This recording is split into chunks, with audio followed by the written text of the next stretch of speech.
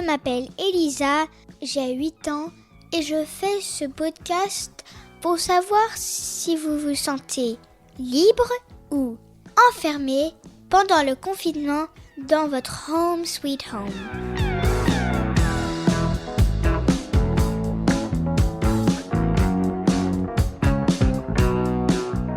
Pour ce 33e épisode, je veux parler des mamans. Elles font beaucoup de travail, comme les papas. Mais quand ou les pères ou les mères sont malades, c'est les autres qu'il faut faire tout. Et par rapport à tout, le mari de Marion est malade. Alors, c'est une mère qui fait presque tout pour sa fille. Donc, à mon avis, c'est dur et je veux l'écouter.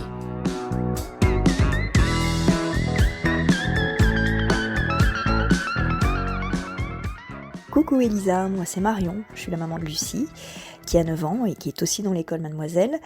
Et le confinement, déjà c'est une expérience parce que je me suis improvisée maîtresse.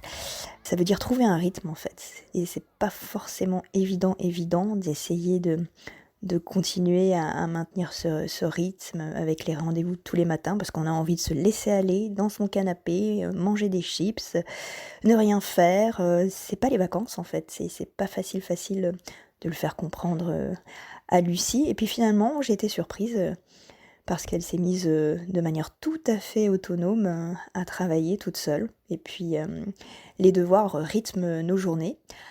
Ce qu'il faut savoir aussi, c'est que je suis en télétravail, donc je bosse, je navigue, j'ai l'impression d'être superwoman puissance 10 1313 par rapport aux jours précédents, encore plus, parce que je navigue entre faire la nourriture, le ménage, travailler, je repars de mon ordinateur, je vérifie si les comptes est bon du côté de Lucie, je m'occupe de mon mari, enfin tout ça me tombe dessus, plus encore que d'habitude, et le seul moment où je sors, j'ai eu une sortie cette semaine, c'était pour aller faire les courses. Je suis partie avec un caddie, mais je suis revenue avec un caddie rempli, j'avais l'impression d'être un cheval de trait, et en même temps ça a été une sortie intense, absolument intense, parce que j'ai regardé le ciel en faisant la queue devant mon marchand de fruits et légumes pendant un quart d'heure.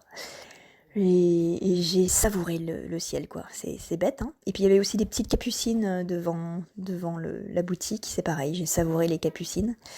Je pense que ce temps de confinement forcé, c'est aussi un temps d'introspection en fait, d'intériorité. Mais c'est la grande inconnue.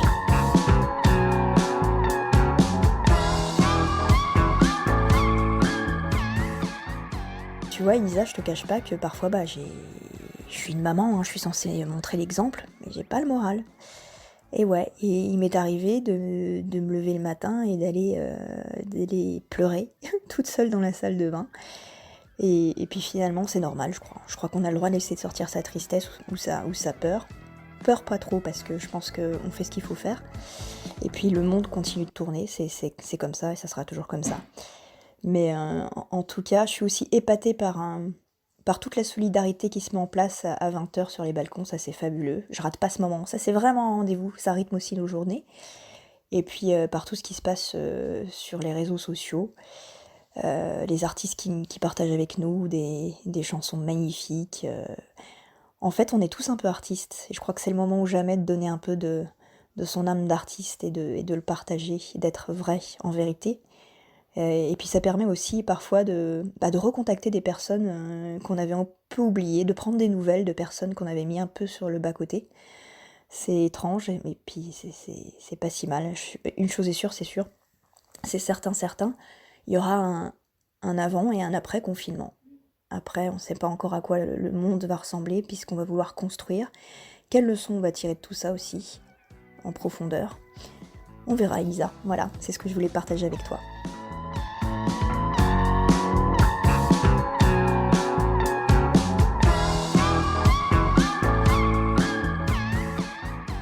En parlant d'artiste, moi j'ai envie d'être peintre quand je serai grande.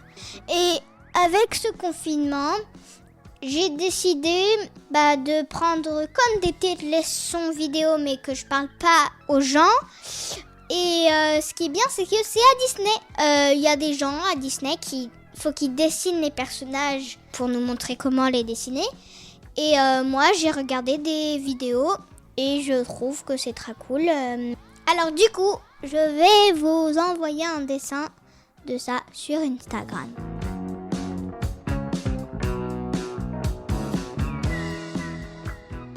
Bien sûr, envoyez-nous vos témoignages en vous enregistrant sur votre dictaphone et vous l'envoyez à marjorie.murphy@yahoo.fr marjorie.murphy@yahoo.fr.